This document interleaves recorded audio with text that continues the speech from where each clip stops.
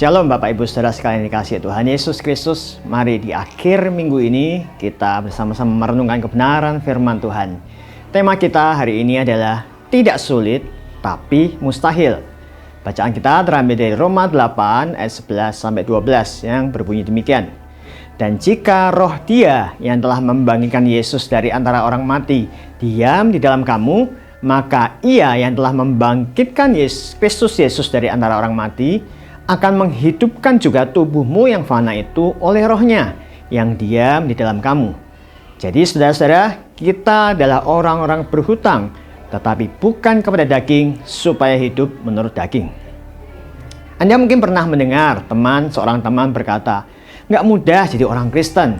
Saya sudah berusaha menjadi orang Kristen yang taat, tapi gagal. Saya nggak bisa mengampuni kesalahan suamiku. Saya nggak bisa menahan godaan itu.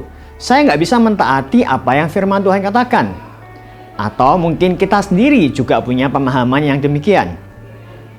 Menjalani hidup kekristenan sebagaimana yang Allah kehendaki dalam hidup kita bukanlah hal yang sulit, tapi mustahil.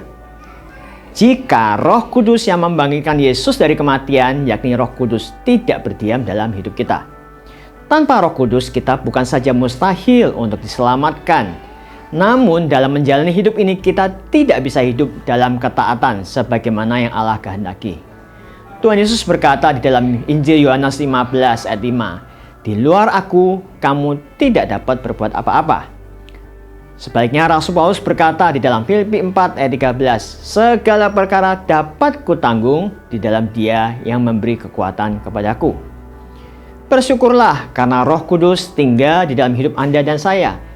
Maka Rasul Paulus berkata bahwa hidup kita yang fana atau sementara ini dihidupkan sehingga kita akan hidup bukan menurut daging atau menuruti keinginan dosa, melainkan hidup menurut tuntunan Rohnya.